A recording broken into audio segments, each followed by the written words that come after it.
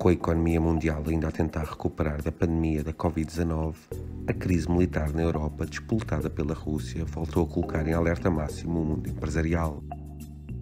O aumento da inflação, o abrandamento do consumo e do investimento, assim como a instabilidade dos mercados financeiros e a subida das taxas de juros, têm obrigado os empresários a pensar em novos cenários e soluções, juntando-se assim às suas já existentes preocupações, que vão desde a cibersegurança, à falta de matéria-prima e à própria escassez de recursos humanos. Também a interrupção de diversas cadeias de abastecimento e uma potencial crise energética têm piorado qualquer cenário e previsão de melhoria, criando um efeito dominó no aumento dos preços e afetando o setor industrial, do turismo, dos combustíveis e da logística.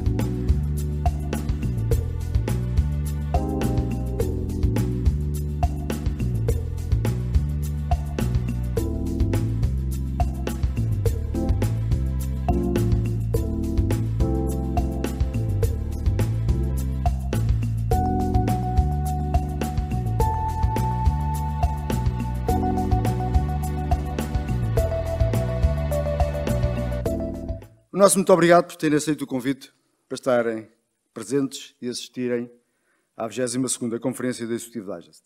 É um enorme prazer contar com a vossa presença aqui e aí, onde quer que esteja a assistir a esta conferência.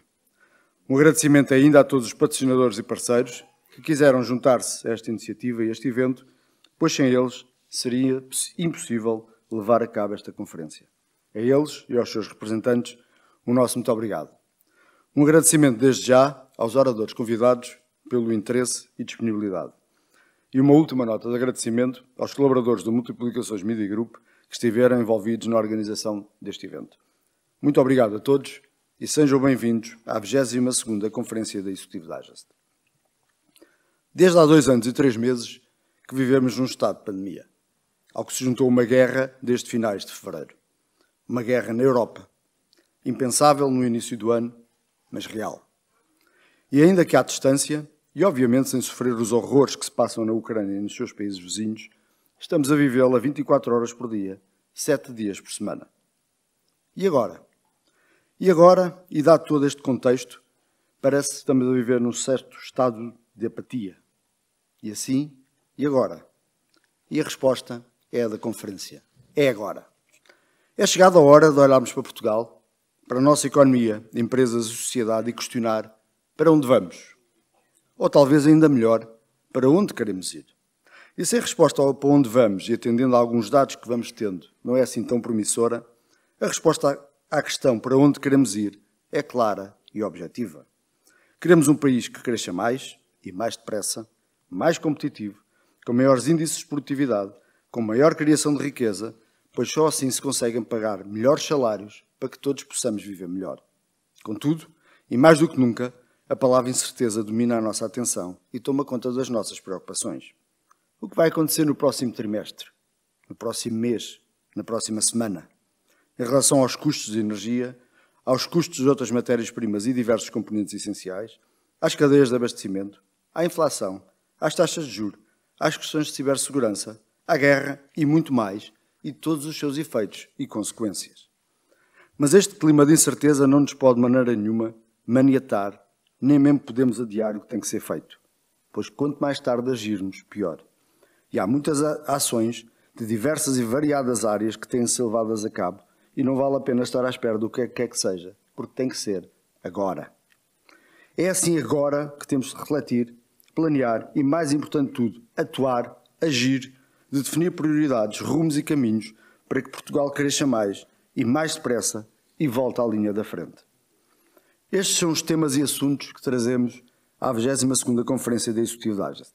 E assim, convidámos um conjunto de presidentes, CEOs, gestores, para ao longo desta manhã partilharem as suas ideias, as suas visões, apontarem os caminhos, as prioridades para enfrentarmos a multiplicidade de desafios que temos pela frente. Vamos então dar início à 22ª Conferência da Executivo Digest. E chama-se ao palco o nosso primeiro convidado, Luís Araújo, Presidente do Turismo Portugal, a quem agradeço desde já o interesse e disponibilidade em participar nesta conferência. A apresentação tem como sugestivo título Tourism is Dead, Long Live Tourism. Luís, muito obrigado.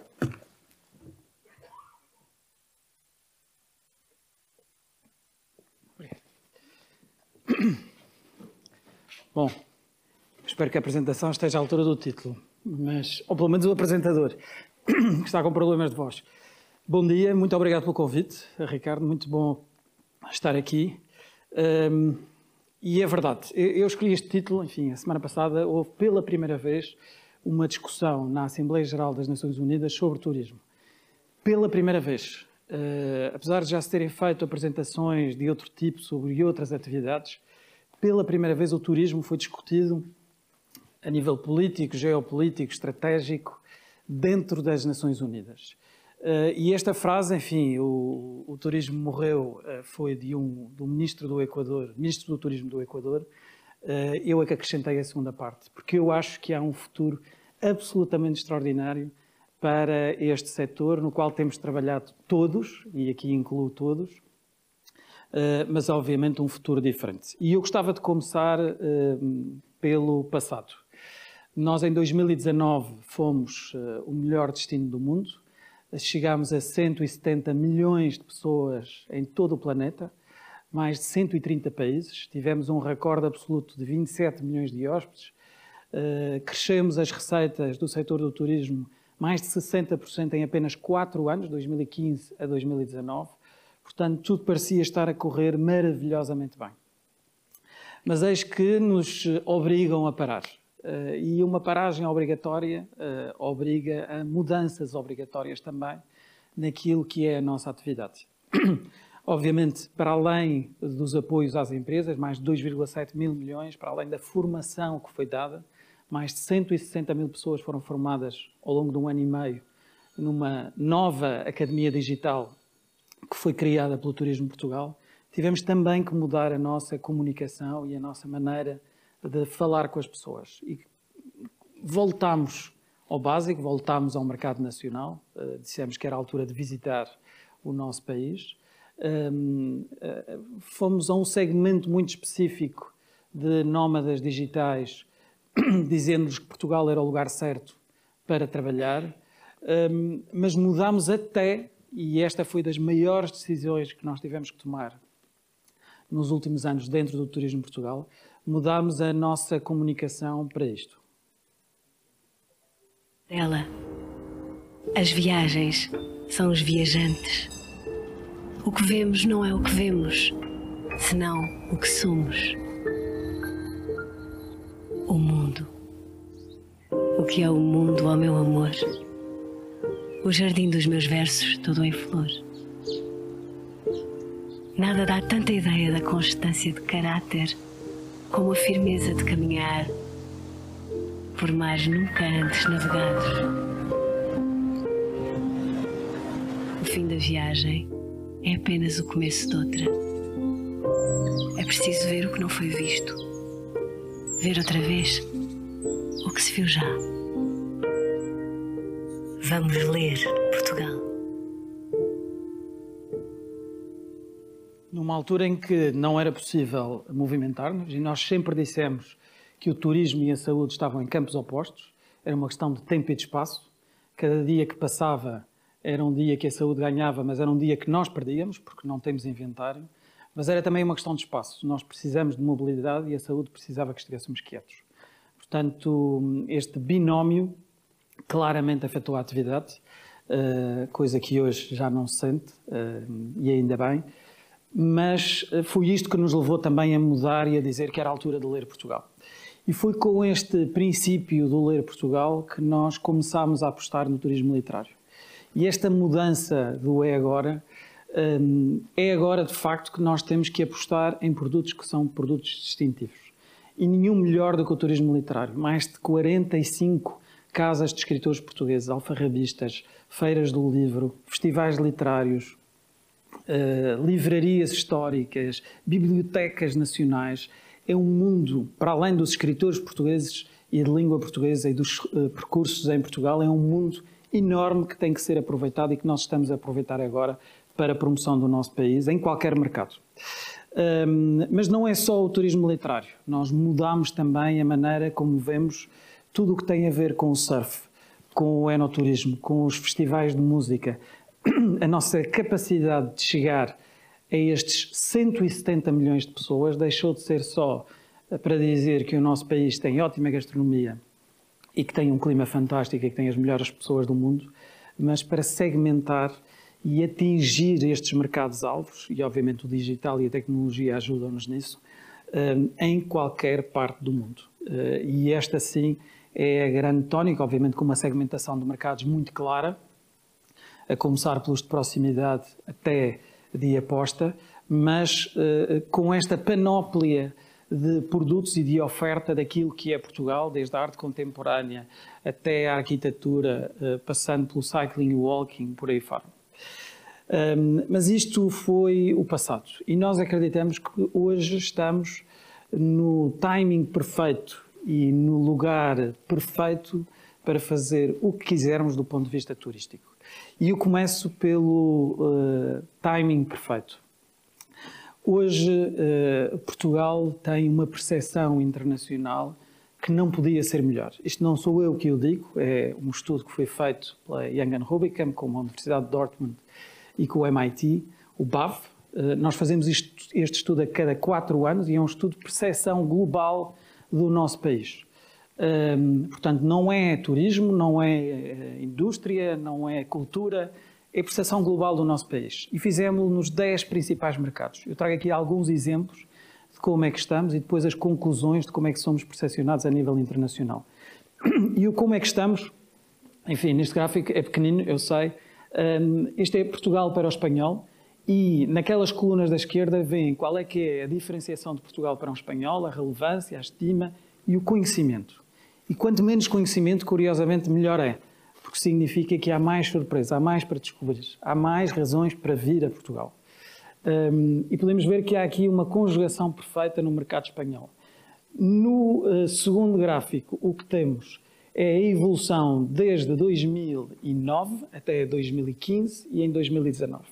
E podemos ver que, apesar de estarmos num campo de liderança a nível de percepção, Portugal em Espanha, essa evolução é ainda assim positiva e continuamos a liderar como marca dentro do mercado espanhol. E no terceiro, temos quais é que são os atributos com que este mercado nos vê. E aqui é ainda melhor, uma marca tradicional, amável, amigável, charmosa, etc. Portanto, atributos da nossa marca e nós dizemos que este é o terreno fértil para plantar o que quisermos. Turístico ou não turístico. Fizemos este estudo, como vos disse, para 10 mercados, eu trago aqui 3. Os britânicos é a evolução mais surpreendente, esta quebra acentuada em 2014 e depois a subida em 2019 para um posicionamento de liderança. Por isso a nossa atuação agora no mercado do Reino Unido é muito mais segmentada, muito mais selecionada. Nós já não precisamos dizer o que é Portugal, venham cá passar férias. Nós estamos noutro nível de promoção e de comunicação, com as mesmas características, tradicional, amigável, divertida, prática, autêntica, etc. E um terceiro mercado, os brasileiros, também com o mesmo primeiro gráfico de conjugação estelar perfeita, de diferenciação, relevância, estima e conhecimento, também com este crescimento desde 2013 até 2019 extremamente positivo e com as mesmas características. Em resumo, aquilo que temos é uma marca líder, que obviamente está em processo de transformação, que ainda tem caminho para fazer e para evoluir. Como vos disse, é marca Portugal, mas o mais interessante aqui é o impacto que o turismo tem. Porque se formos ver as forças-chave, todas elas estão associadas às pessoas e ao valor e aos soft skills que existem em Portugal. Amigável, charmosa, social, tradicional, divertida, original. Estes são alguns dos atributos. Portanto, este é o momento perfeito para apostar em Portugal e é por isso que nós temos perspectivas tão positivas para a evolução do setor do turismo para os próximos anos.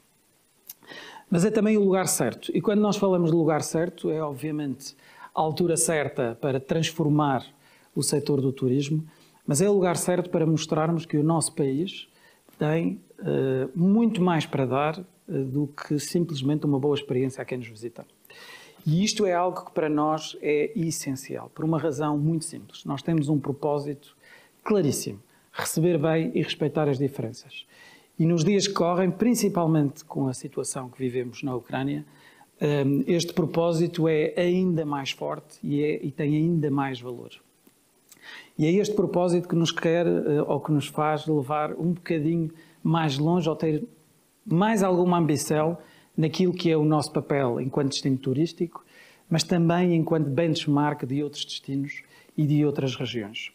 E, obviamente, queremos liderar o turismo do futuro, mas para isso é preciso criar o turismo do futuro. Daí o Long Live Tourism. E nós só vamos conseguir sobreviver, só vamos conseguir ter um setor mais sustentável se de facto apostarmos nessa sustentabilidade. Foi por isso que lançámos, no final do ano passado, este novo claim, que agora assina todas as nossas ações para um planeta melhor. Precisamos de um turismo melhor. E isto não é só uma ação de marketing.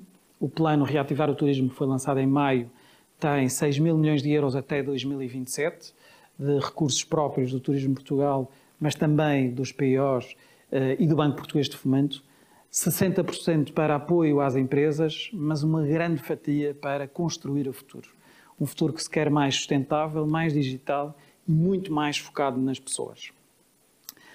O Tomorrow is Today, for a Better Planet, a Better Tourism, Visit Better, Visit Portugal. Claro que sim, nós continuamos a fazer promoção do nosso país, mas porque acreditamos e porque temos a certeza que este claim e esta transformação do setor que nós vemos um pouco por todo o país é também uma transformação que é escalável para outros destinos e para outras situações. Isto obriga a um compromisso coletivo. O turismo é muitas vezes visto como a vítima ou o causador de todas as desgraças que acontecem no mundo. E aqui estão só algumas imagens daquilo que podem ser essas desgraças. E esta alteração de percepção, mas também de atuação dentro do setor, faz obviamente dentro de cada equipa. E eu tenho o privilégio de trabalhar numa que todos os dias nos obriga a ir um bocadinho mais longe e a exigir um bocadinho mais relativamente àquilo que fazemos dentro do setor. Mas é também um compromisso de cada empresa, individual de cada empresa. E eu apelo a cada CEO, a cada quadro de empresa. Obviamente no setor do turismo nós lançámos o programa Empresas Turismo 360, temos 60 empresas já, mais 17 mil colaboradores, focados nesta componente da transformação, mas também do reporting daquilo que é a sua pegada social, volto a repetir, pegada social, porque nós ainda temos um largo caminho a percorrer do ponto de vista de sociedade, até a nível de igualdade de género. O turismo tem mais de 55% da sua força de trabalho representada por mulheres. Mas o salário é 15% a 20% mais baixo, a média, comparativamente com os homens.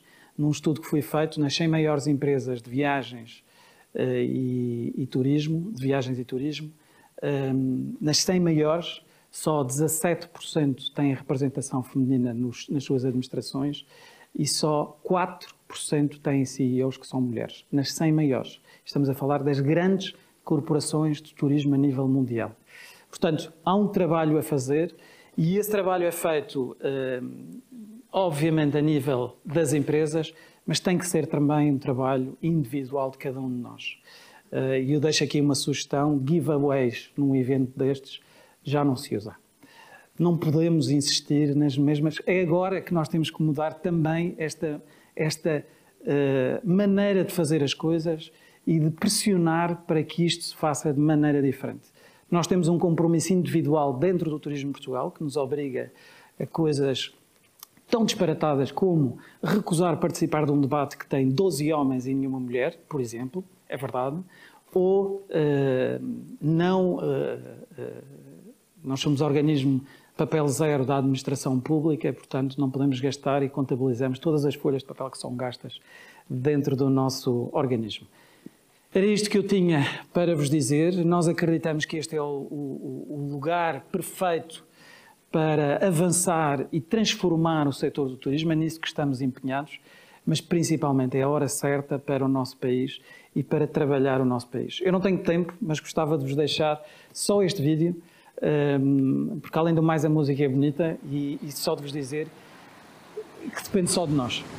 E esta transformação é essencial. Só tu podes fazer este mundo rodar. Só tu podes fazer a escuridão brilhar. Só tu podes emocionar-me. Traze-me essa cor.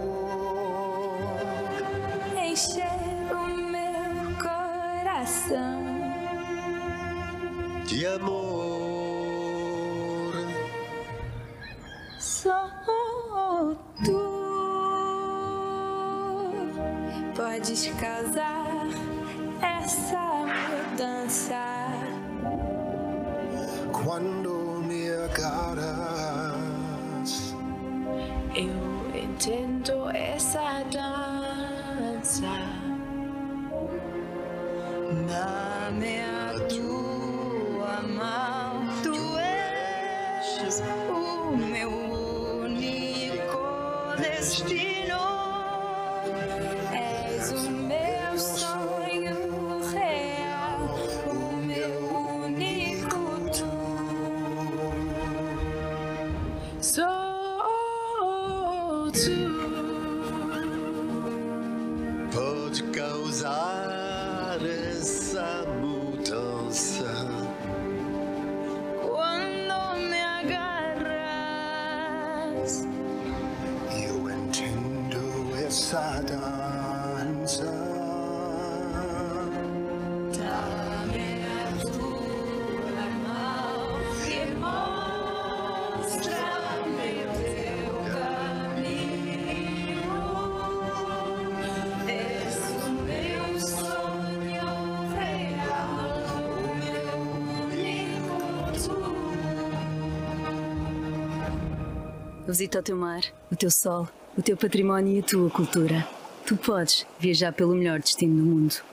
Visita Portugal.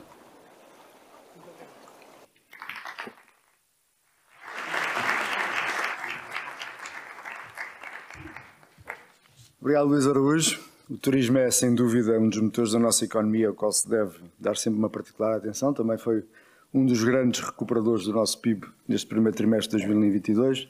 Obrigado pela apresentação. E chamo então assim ao palco nosso segundo convidado, José Gonçalves, Presidente da Accenture Portugal, também a quem agradeço a disponibilidade e interesse.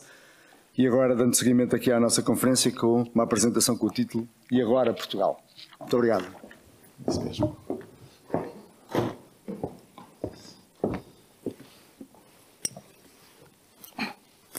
Ora bem, bom dia a todos. É um gosto estar aqui convosco. Mais uma vez, recordo-me que estivemos aqui há cerca de um ano também, com o mesmo tipo de desafio, que era pensar como é que podemos acelerar o crescimento de Portugal, tornar Portugal um país mais rico e que distribua mais riqueza. E na altura dissemos, bem, Portugal tem um conjunto de desafios, alguns deles são relativamente já quase sistémicos, que todos conhecemos e vamos agora recapitulá-los, e tem acrescido um problema que é a pandemia. Felizmente, na altura pareceu-nos há um ano atrás que a pandemia estava a acabar e, portanto, apesar dos desafios que Portugal tem como país, good news era que, de facto, a pandemia estava a acabar. De facto, não sei se está aqui o João Duque, mas todas as projeções que fazemos normalmente falham, não é? E isso é aquela coisa que está mais do que demonstrada. E aconteceu, talvez, algo impensável. Eu acho que nós vivemos dois momentos na sociedade completamente impensáveis e inesperados, que foi a pandemia, enfim, efetivamente não esperávamos. A verdade é que a pandemia hoje ainda não acabou, quer dizer, para mim já acabou, efetivamente. Né? Acho que temos condições neste momento em termos de condições de saúde e de vida para termos uma vida normal, mas a verdade é que ela formalmente ainda não acabou e esperemos que isso não seja ainda um constrangimento para a economia, mas ainda não estamos como gostaríamos de estar um ano depois. E depois surge uma guerra completamente impensável, louca, inexplicável, que de facto cria um contexto ainda mais complicado. Portanto, tínhamos já um desafio complexo, esperávamos que a pandemia tivesse acabar e, portanto, criar novos contextos. Não acabou, apesar que estamos hoje no momento, parece que finalmente estamos no momento em que ela sim, um ano depois, vai praticamente acabar. Em termos práticos, porque a pandemia existe do ponto de vista médico, mas em termos práticos, se a vida voltar ao normal, se as pessoas viajarem, se fizerem negócios, se as pessoas voltarem para os escritórios, se houver ações deste tipo, acho que as coisas vão voltar à normalidade e, de facto, temos a guerra que cria desafios novos que agora passaremos a estudar. Portanto, em síntese, os desafios são ainda maiores porque as questões estruturais do país não se resolveram, a pandemia ainda não acabou, apesar de estarmos quase no fim, esperamos nós, e finalmente agravou-se uma situação inesperada que é a guerra. Portanto, pode parecer um princípio um pouco negativo, um pouco positivo. Por outro lado, Portugal é capaz. Portugal foi capaz, ao longo da sua história, de resolver problemas muito complicados, dar para a volta por cima em muitas situações, ser líder no mundo em muitos setores, e nós temos, de facto, talento, características do país, um posicionamento em algumas áreas muito interessante, que é possível acreditar que é preciso dar a volta. E é agora o momento de o fazer, é isso que eu vou tentar explicar, quais são as linhas de orientação que acreditamos que devem ser tidas em causa. E, de facto, aliás, isto é muito comentado o tema quando se discutiu o Orçamento de Estado, o Orçamento de Estado, é que as coisas efetivamente num ano mudaram. Há coisas que se mantêm, há coisas que evoluíram e há coisas que são novas. Coisas que se mantêm, coisas que são novas. A guerra, já falámos sobre ela, bem, isto aqui não está assim com muita... Mas vou usar a explicação mais verbal. A guerra foi realmente um fator de enorme disrupção, só para dar um exemplo. Vocês sabem graves impactos na cadeia logística, as empresas têm dificuldade de fazer as suas entregas, os custos a subirem por isso mesmo, muita desconfiança dos investidores, basta ver o que está acontecendo na Bolsa de Valores de Nova Iorque e, portanto, o quanto precisamos de voltar, efetivamente, este problema tem que se resolver, mais que não seja por um tema imunitário, oxalá haja capacidade e coragem para se resolver, mas de facto, enquanto não acontecer, cria um novo desafio que não esperávamos há muito pouco tempo. A pandemia demorou mais tempo ainda do que esperávamos, portanto continuou a criar desafios, não passou, apesar de que eu acho que em termos práticos está em vias de passar, oxalá assim isso confirme, e teve alguns impactos que criou pressão, no sentido em que, por exemplo, demonstrou que hoje não é possível ter um negócio são sem uma componente digital para chegar aos clientes. Acho que os hábitos de consumo dos clientes mudaram completamente, um bocadinho forçados com a pandemia. Todos nós passámos a usar aplicações para nos fazer chegar a casa coisas que no passado não utilizávamos, e isto em larga escala, obviamente, muda muito o padrão de consumo e os desafios que coloca as empresas para serem ainda mais digitais. Não só para serem mais eficientes, mas também para chegar a melhor aos clientes. Portanto, diria que este tema foi um tema que continuou, no sentido mais negativo, porque continuou a criar pressões na economia, mas, por outro lado, acelerou algo que é importante, que é reconhecer que o digital é para ficar, é fundamental para competir, e os hábitos de consumo mudaram e que esperam mais experiências digitais e mais fáceis. O PRR, na altura tivemos aqui, já antecipámos um bocadinho o receio que tínhamos. O PRR é muito importante, Portugal tem constrangimentos de capacidade de investimento, e falaremos também sobre isso. É um país com uma grande dívida, é um país com desafios diversos, a capacidade de investimento público não é o maior, isso é óbvio, e o PRR surgiu aqui como uma solução fantástica, porque de facto é possível injetar muito dinheiro no investimento da transformação do país, que nos vai ajudar. O problema é que na altura tínhamos antecipado, porque nem estávamos no princípio, temos que garantir que as coisas ocorrem rapidamente e chegam à economia real rapidamente. Um ano depois, acho que podemos dizer que não fomos muito bem sucedidos até agora. É verdade que Portugal tem um tema esquizofrénico para resolver. Eu acho que estamos todos traumatizados pelos abusos e pelos fatores de corrupção que existiram no passado, na utilização destes fundos, e isso explica muita coisa, mas não podemos condicionar isso a montar sistemas tão rígidos, tão complexos, tão burocráticos para se tomar as decisões, que em si tem um espírito positivo, que é evitar que voltem a acontecer abusos, mas que em termos práticos criam um constrangimento, fazer chegar à economia real o dinheiro, que vai ser para nós um fator de atraso. Portanto, temos que resolver este problema. Temos que simplificar os procedimentos, temos que envolver menos stakeholders nas decisões e temos que fazer chegar mais rapidamente o dinheiro à economia real. Um tema novo, penso que vocês muitos quem gera negócios têm percebido, que é, até agora, falava-se do ESG, falava-se da sustentabilidade, mas ainda é algo que as empresas estavam a começar a desenvolver. Hoje em dia, ela é fundamental. E é fundamental, deixa de ser uma coisa que é nice to have para must have. E porquê? Porque, primeiro, os clientes cada vez mais estão mais sensíveis aos temas do ambiente, do planeta, da economia circular, do impacto no climate change, e, portanto, procuram produtos e serviços, obviamente, que vão em conta dessa necessidade de atacar esse problema. Mas também, e eu vou ser muito franco, acho que não é aí o principal fator na disrupção, porque os clientes, apesar de valorizarem na hora da verdade, se os produtos e serviços forem um pouco mais caros, ainda, talvez, até por os nossos constrangimentos em Portugal, não são capazes de, se calhar, fazer a opção que precisam tomar, mas há duas coisas que estão aí e que são demonstráveis. O talento hoje, sobretudo mais jovem, quer trabalhar em organizações cujo propósito, cujos valores sejam criar produtos e serviços e operar de forma sustentável. Eu noto isto nas entrevistas da Accenture de recrutamento, os miúdos perguntam sempre o que é que nós fazemos para ter um mundo melhor, com mais cuido mais do ambiente, com mais preocupações sociais e com um governance mais transparente. Portanto, já não é uma questão só de ter que fazer, na luta de talento que temos, porque o talento é escasso, é um fator diferenciador decisivo. E, by the way, não é preciso grandes estudos para ver que os investidores hoje investem tudo em negócios de futuro sustentável e, portanto, para captar capital é fundamental este posicionamento. E isto é um fator que cria novos desafios também aos negócios. Já existia, boa verdade, mas que se acelerou imenso.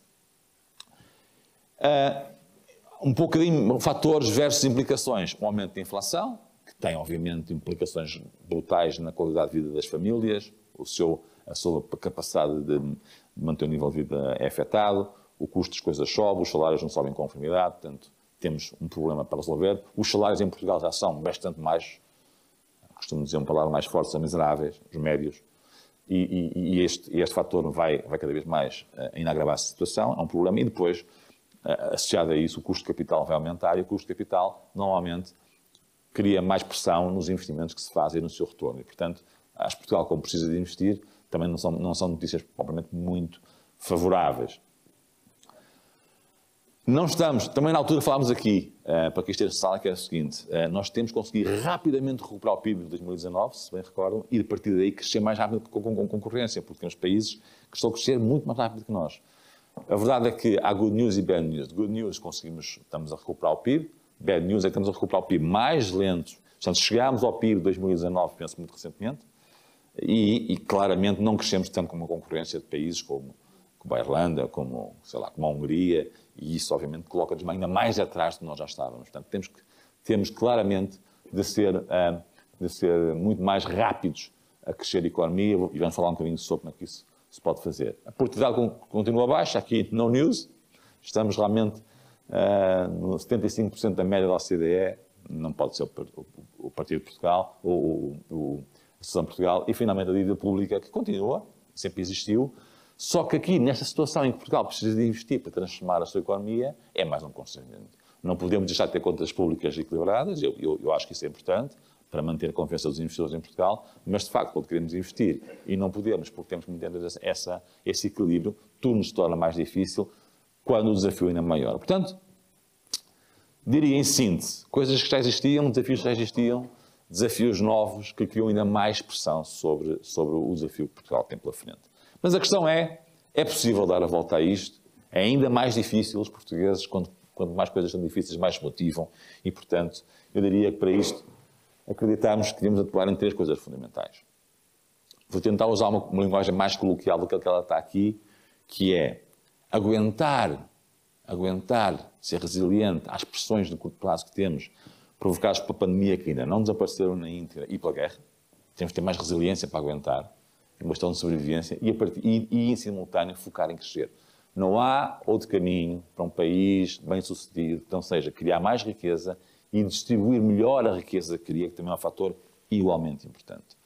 Portanto, esta é a primeira questão. A segunda tem havido ações interessantes de posicionar Portugal no mundo. Acreditamos que há uma oportunidade única para Portugal ser um hub de referência para o mundo. Nós temos competências digitais, tecnológicas, características de país, localização. Fizemos algum tipo de trabalho interessante, algum buzz com o Web Summit, o ecossistema de inovações, com os unicórnios, enfim. Podem ser mais ou menos densos em termos de conteúdo, mas colocaram-nos no mapa. E nós temos uma oportunidade de potenciar isso e trabalhar uma imagem de Portugal que está ao serviço do mundo. Nós não teremos sucesso enquanto país se olharmos apenas para o mercado interno. Somos um país muito pequeno e o nosso foco tem que ser o mundo. Quase penso assim, se uma empresa que é do Porto só ataca ali a região do litoral e do Alto Minho, não parece que seja muito inteligente. Ataca pelo menos à escala nacional. Hoje o paradigma é diferente. Uma empresa portuguesa tem que olhar para o mundo. Tem que olhar para o mundo como o seu mercado. E, portanto, é claramente algo que Portugal tem características e um track record interessante que tem que potenciar para acelerar. E com isso, há países hoje em dia, nós estamos orgulhosos de termos 40% de exportações do nosso PIB. Há países que cresceram 3 vezes nós, como a Irlanda, por exemplo. Portanto, é possível fazer muito mais, apesar do caminho que fizemos. E, finalmente, last but not least, nós temos um problema de pessoas, de quantidade de pessoas e de qualificação das pessoas para sermos capazes de atacar o desafio de crescer e de exportar sem pessoas nada feito. Portanto, são estas as três questões que eu gostava agora de desenvolver muito rapidamente sobre algumas ideias de como é que a gente pode atuar de forma mais efetiva. Resiliência é aguentar este impacto até que ele passe, aguentar há medidas que têm vindo a ser tomadas, como vocês sabem, para a resposta à pandemia. Penso que algumas ainda não são necessárias para acelerar a procura. Tem havido boas novidades no turismo, na restauração, nos transportes, ainda há coisas a fazer. Acho que é importante continuarmos com este esforço de dinamizar os setores mais afetados. E em simultâneo temos que acrescentar novas coisas. Enfim, não podemos ter a veleidade de pensar que vamos controlar a inflação, porque isto é um fator que não é apenas de Portugal. Mas há medidas que podemos tomar. E, por exemplo, uma medida como o custo de energia, em que houve uma tentativa de baixar, infelizmente não teve os efeitos desejados. Temos que pensar como é que podemos ser mais inteligentes na otimização fiscal do que se coloca sobre a energia, mas Portugal tem claramente uma alavanca aqui para jogar e deve jogar. O poder de compra das famílias é óbvio, com uma inflação tão grande, os salários não sobem em conformidade, há um poder de compra. Bem sei que não podemos, se calhar, fazer tudo aquilo que gostaríamos de fazer, porque temos que manter a competitividade do país, mas temos que fazer mais para que as famílias não percam tanto poder de compra no seu cabaz de despesas mensal. Portanto, há aqui um conjunto de reações que não vão evitar, não vão impedir, mas podem ajudar a ganhar alguma resiliência há algum tempo para atacar este fator. E, finalmente, o PR já falámos, temos que acelerá-lo e executá-lo, porque aqui dá-nos músculo de investimento fortíssimo. Esta é a parte de aguentar. Temos que aguentar. Mas o foco tem que ser crescer. E não há... Eu não conheço um país no mundo que não cresça, que consiga crescer sem empresas. As empresas são motor de crescimento da sociedade.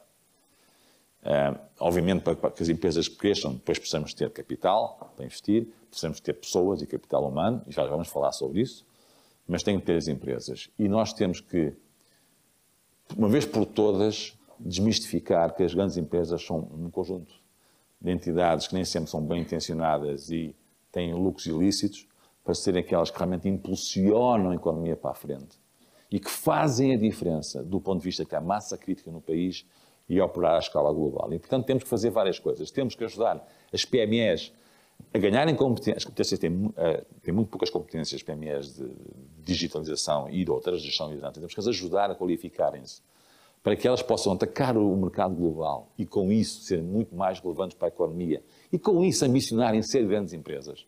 Eu falo com muitos empresários que parece que cheguei a uma PME e vou ser PME a vida toda. Nós temos que mudar este mindset. Uma PME é um caminho para chegar a uma grande empresa. E se eu preciso promover aquisições, fusões, capacitação, atacar um mercado digital, fantástico, porque juntos temos massa crítica para conseguir competir à escala global. Tão pequenos como somos, nunca vamos ter sucesso. Impossível. Finalmente,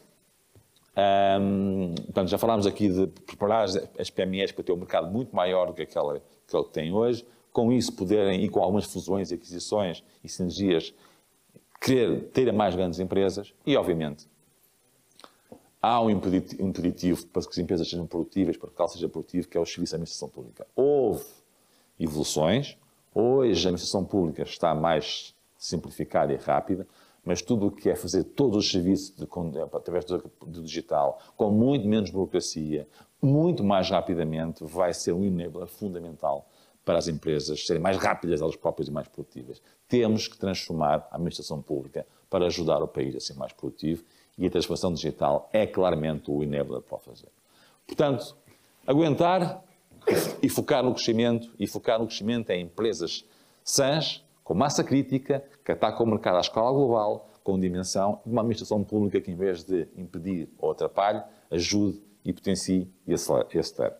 Primeira vertente que gostava de partilhar convosco. Segunda vertente. Portugal nunca será nada no mundo olhando só para o seu país. Quando é que Portugal foi muito relevante no mundo? Qual é que é o período do tempo que nos orgulha? Quer dizer, Portugal foi dos maiores impérios do mundo. E depois pensamos aqui que o tema de ser ideológico, depois o que é que foi a colonização, eu tenho a minha visão, tenho orgulho naquilo que os portugueses foram capazes de fazer. A história tem que ser vista no momento em que ela aconteceu e não 500 anos depois, mas fomos capazes de crescer. Porquê? Porque nós fomos capazes de extravasar o mundo e ver o mercado como extravasar o país e como o mundo. E isto temos que fazer na mesma, hoje, adaptando à realidade de hoje. Portanto, e temos que fazer 3 coisas fundamentais. Infelizmente, há um tema que nós não temos, a capital. Não temos. Lamento, é o problema, Portugal não tem capital. E, portanto, nós temos que tornar um país muito mais atrativo para os estrangeiros investirem em Portugal. Muito mais atrativo. Os serviços críticos do Estado, já falámos da sua eficiência, que em boa verdade afeta tudo. Mas, por exemplo, a justiça tem que funcionar muito melhor. Não é possível investir em Portugal e demorar 10 anos a resolver um litígio básico. Não é possível. Quer dizer, não é sustentável. Não podemos ter tanta burocracia. Eu tive este fim de semana a falar com um CEO da nossa praça que veio para Portugal recentemente, viveu em 20 países do mundo, ou 15, ou o que foi, e disse: Portugal é o país com mais potencial, mas é o mais complicado para receber pessoas estrangeiras. É tão complicado, a burocracia é tão grande, que é preciso quase uma equipa de consultoria da Accenture para resolver o problema todos que a gente tem que resolver. Não pode ser. Portugal tem que ser muito mais simples, muito mais desburocratizado. Temos que ter competitividade fiscal. Nós temos que, como tudo na vida, acolher a concorrência que nós temos no nosso lado. Nós concorremos com países que são, em geral, mais competitivos fiscalmente. E tiveram bons resultados. Portanto, podemos continuar a insistir que não, Portugal é diferente, orgulhosamente sós, ou pensar, se calhar, se precisamos de capital e ter talento, temos que ser mais competitivos e, sobretudo, com mais estabilidade. Portugal não pode mudar todos os anos as regras do jogo. Eu invisto em Portugal, venho com um determinado pano de fundo, um plano de panorama, passado 2 semanas, já não é assim, já ao contrário. Afinal de contas, há um imposto especial sobre a energia, depois há um imposto não sei o quê, e depois não pode ser. Não faz sentido, não é fair para quem investe, não é? As regras são definidas upfront e depois têm que ser cumpridas. É assim que uma pessoa de bem, e o Estado tem que ser uma pessoa de bem, deve atuar. E algumas infraestruturas são atrasadas, enfim, não preciso aqui falar sobre a novela que foi o 5G, estamos muito atrasados naquilo que é o 5G, é decisivo para a transformação digital, e há outras infraestruturas que com o tempo fomos desinvestindo e que hoje vemos que são importantíssimas para a descarbonização da energia e para chegarmos também mais rapidamente ao mercado, como por exemplo a ferrovia e outros. Portanto, temos que ser um país que as pessoas saibam que vão investir num país estável, que domina as regras do jogo, que é competitivo, que é estável, que tem estabilidade, tem infraestruturas. Já agora, e passo aqui um parênteses, há de ter esse investimento, todo é bem-vindo, em boa verdade, não podemos dar ao luxo de não escolher algum, mas quanto mais valor acrescentado tivermos investimentos que se façam melhor, porque nós temos que ter um desígnio, isto tem que ser um verdadeiro desígnio nacional. Nós temos que aumentar drasticamente o salário médio das pessoas. Porque isso é criar mais riqueza, mas distribuir mais a riqueza pelas pessoas. E para mim só há uma solução para que isso aconteça. É ter negócios de mais valor acrescentado. Se eu não for capaz de ter produtos e serviços de mais valor, não consigo vender a preços mais elevados, não vou conseguir pagar melhores salários. E esta minha equação é simples, é básica. E, portanto, temos que nos focar não em competir em low cost. A Roménia, a Estónia, os países de leste já nos batem nesse sentido. mas pela qualidade que nós temos, e por negócios de valor acrescentado que requerem capital para investir. Tudo está ligado. E, finalmente, este que vos dizia, conseguimos criar um buzz com o Web Summit, com startups, com unicórnios. Portugal é visto como nós, Accenture, já temos, para vocês terem uma ideia, 50% do nosso negócio é para exportação tecnológica. Todos os pequenos querem trabalhar connosco.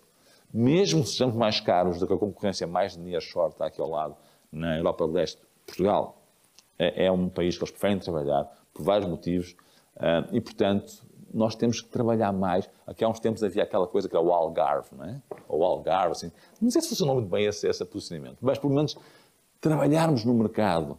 O que é que Portugal quer ser no mundo e posicionarmos e reforçarmos que queremos ser um hub tecnológico e digital para o mundo, com grande, forte exportação, com o serviço de valor acrescentado, acho que é uma oportunidade que temos pela frente, claramente. Portanto, este é outro fator muito importante, que não podemos estar focados só em aguentar, em ter melhores e mais empresas, temos de atacar à escala global o mercado e temos que atrair investimento e capital para conseguir ter mais empresas, mais investimentos e, obviamente, posicionar Portugal como um hub tecnológico para o mundo que exporta.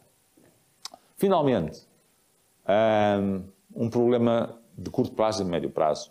O problema de curto prazo é talento. Nós não temos quantidade de talento e de mão de obra necessária para o crescimento que queremos ter neste momento.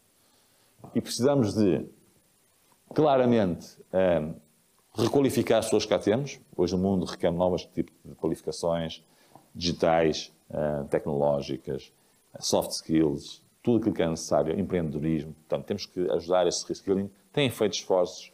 Acho que temos que ser mais exigentes em medir os impactos desses esforços e pensar se estamos a fazer aquilo que é preciso fazer para garantir que não estamos só a pôr dinheiro num problema, mas estamos a investir numa coisa que vai ter impacto. Temos que desmistificar este tema de que aumentar o número de cláusulas no ensino técnico e superior é um problema porque a qualidade baixa. Não acredito nada nisso. Acho que Portugal tem muitos miúdos que ficam fora da universidade ou do Instituto Politécnico que têm qualidade, podiam ser parte da solução e temos que aumentar muito mais a oferta e os números de cláusulas para termos mais talento. Não tenho qualquer tipo de dúvida sobre isto. E temos que, este é o talento que criamos dentro de casa, temos que atrair o talento de fora.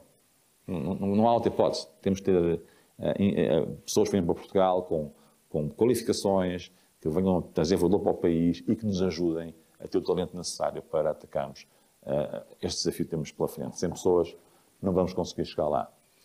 Há outros fatores importantes que eu não posso deixar de falar. Temos que ter uma cultura mais inclusiva e diversificada. Ainda há pessoas que ou ficam fora do mercado de trabalho e que podiam ser parte do mercado de trabalho porque a inclusão que nós temos nas empresas ainda é um bocadinho discriminatória. E segundo, se as pessoas se sentirem no mercado de trabalho incluídas, a sua produtividade e o seu foco vai ser muito maior. Isto também há uns tempos era um bocadinho uma buzzword, não é? Hoje vê-se que é um fator crítico de sucesso. Temos que garantir igualdade de género, ou igualdade de todos os tipos de backgrounds das pessoas, que elas se sintam bem no trabalho. Isto é promover mais quantidade de pessoas disponíveis e pessoas mais produtivas naquilo que fazem no trabalho. Finalmente, a médio prazo, fala-se isto há anos, eu nunca vi nenhuma medida estruturante que vá permitir resolver este problema. Não vai ser só com a importação de talento que vamos lá. Temos que conseguir também inverter este problema demográfico de envelhecimento da sociedade. Portanto, são temas, claramente, que vão atacar as várias vertentes. Para acabar, eu não sei quanto tempo é que já... Está feito, ótimo. Obrigado pela simpatia do feedback. Eu diria o seguinte. Primeiro, retomando em baixo o seguinte. Se calhar se levam aqui 4 ideias. Temos que aguentar o embate da guerra e da pandemia e temos que ter medidas mais táticas para aguentar, que eu referi. Temos que depois, a partir daí, focar em crescer. E crescer só há um caminho, não conheço o outro, mais e maiores empresas. São elas que geram a riqueza para um país. Ok? Já agora com a administração pública que facilita as empresas e não complica a vida às empresas. Segundo, temos de ter capital. Nós não temos capital, precisamos de mais capital, e só há uma forma de o fazer, atrair capital estrangeiro e já agora também reconhecer que o nosso mercado não pode ser um mercado de consumo interno e tem que ser um mercado à escala global. E temos posicionamento para o fazer. E finalmente, temos um problema grave de talento, é escasso, temos que requalificá-lo, temos que aumentar a oferta, temos que atraí-lo, retê-lo e já agora, se podemos ser mais inclusivos, não deixar ninguém de fora e, finalmente, também, como referi, trabalhar temas de natalidade que a prazo vão resolver o problema do país. Com isto, nós achamos que vamos conseguir dar a volta a muitos dos problemas que temos. É possível. Portugal tem talento, Portugal tem provas dadas de que é possível. Falta talvez uma convergência de questões-chave entre vários stakeholders do país e a coragem de tomar decisões difíceis que são necessárias para o país dar a volta, porque senão, francamente, continuamos a fazer mais do mesmo, porque estamos a tentar apagar alguns fogos pontuais. Podemos correr muito rápido, mas se não corrermos na direção certa, e no nosso ponto de vista, a direção certa é aquela que acabei de apresentar, os resultados não vão ser fantásticos. Portanto, é fundamental termos claro onde é que queremos chegar e correr rápido. E correr rápido na direção errada, sinceramente, não vai levar a lado nenhum. Muito obrigado.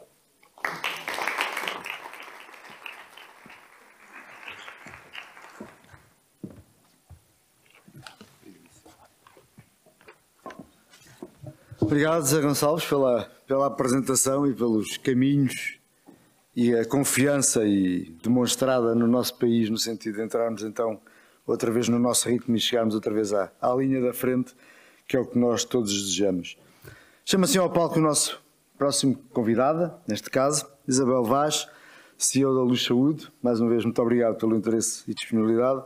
E a apresentação tem como título Portuguese Health System No Normals Ahead. Isto agora vais explicar exatamente o que é que isto querá dizer, tá? Muito obrigado, Isabel. Posso falar? Okay. Obrigada, Ricardo. Muito bom dia a todos.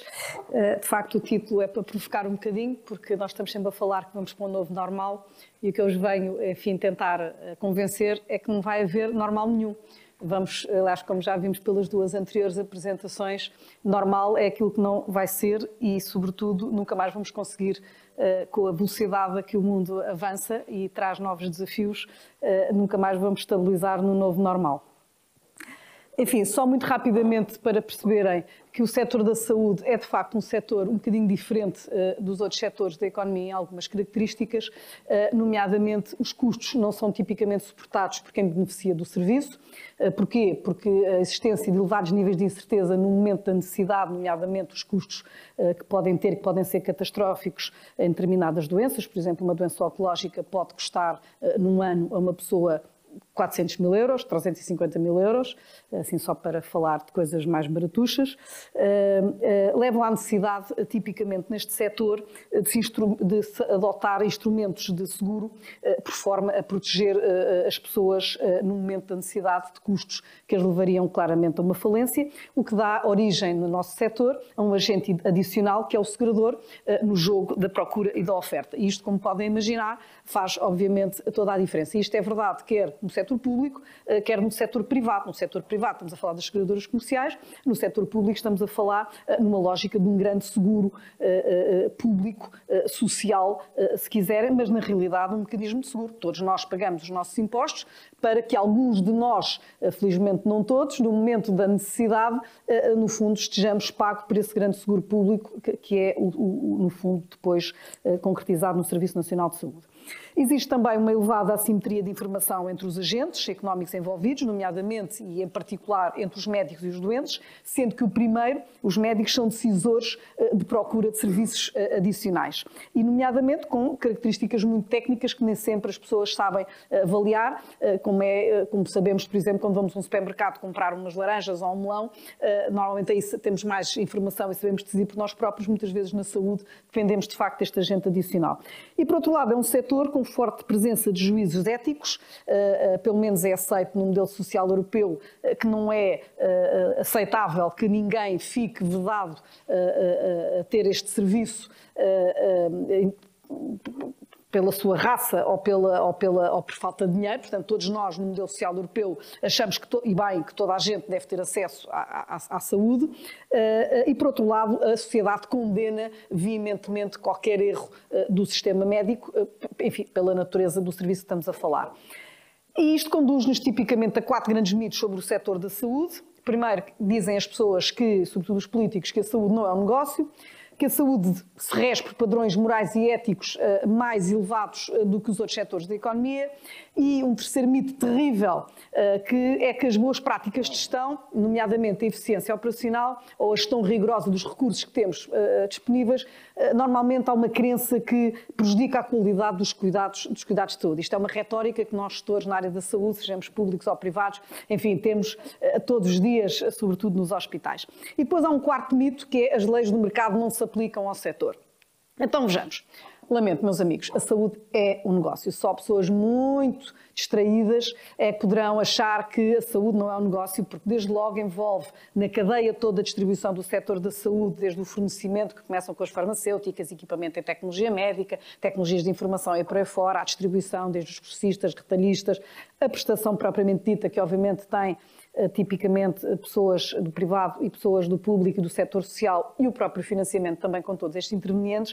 Ou seja, apesar da intensa intervenção que em todos os países do mundo existe do Estado, e muito bem, pelos motivos que eu vos expliquei no primeiro slide, o setor da saúde rege-se fundamentalmente por leis do mercado, e não só se rege por leis do mercado, como ainda por cima, na Europa tipicamente andamos à volta de 12% da riqueza dos países são gastas ou investidas, se preferirem, eu prefiro pelo menos no setor da saúde. Nos Estados Unidos chegamos a ter 20% do PIB neste setor.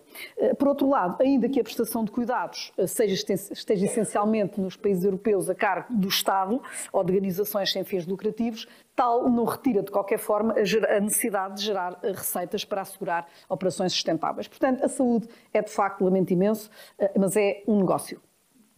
Por outro lado, dizer que se rege por padrões morais e éticos mais elevados do que os setores da economia, desde logo não é muito simpático para os outros setores da economia, onde evidentemente também têm outros padrões éticos pelos quais se devem reger, ainda mais neste momento em que vivemos naquilo que chamamos de stakeholders capitalism.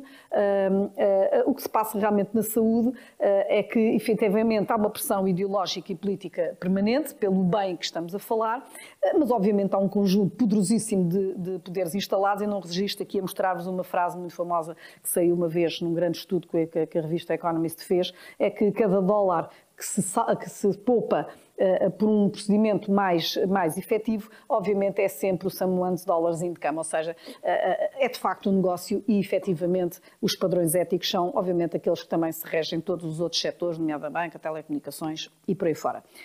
Terceiro mito, a eficiência operacional prejudica a qualidade, evidentemente que não, isto até é um insulto para quem é um engenheiro, por um lado porque a eficiência operacional implica, obviamente, podermos tratar mais pessoas, e hoje é um imperativo ético para continuar a garantir o direito à prestação de todos os cidadãos, independentes da sua condição económica, é fundamental termos que ser eficientes.